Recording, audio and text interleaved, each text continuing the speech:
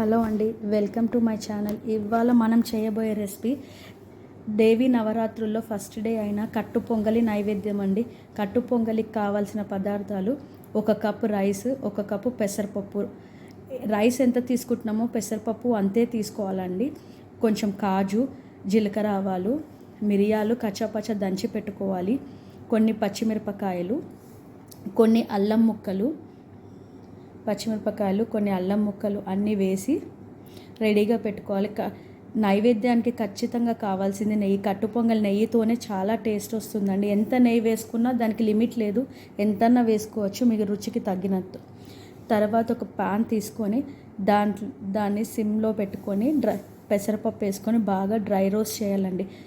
Dry roast ఎలా అంటే ఆ స్మెల్ మనకి తెలిసిపోతుంది. డ్రై రోస్ట్ అయ్యాక దాంట్లోనే 1 కప్పు రైస్ ముందుగానే కడిగి పెట్టుకొని ఆ పప్పులో యాడ్ చేసి 1 కప్ రైస్ 1 కప్ పప్పుకి 2 cups of total 5 cups of water అందులో వేసి బాగా ఉడకనివ్వాలి.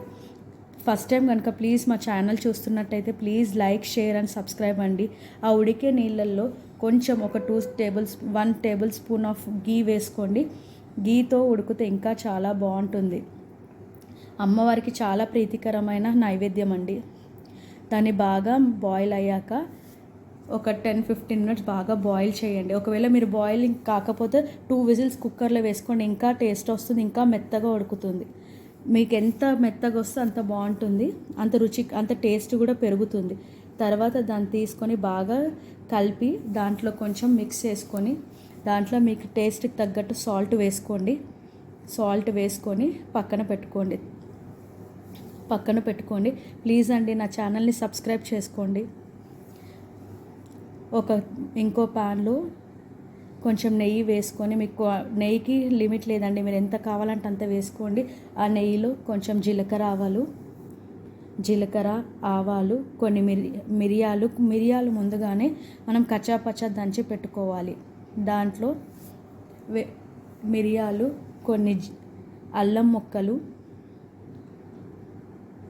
కొంచెం కాజు, కరివేపాకు అన్నీ వేసుకొని,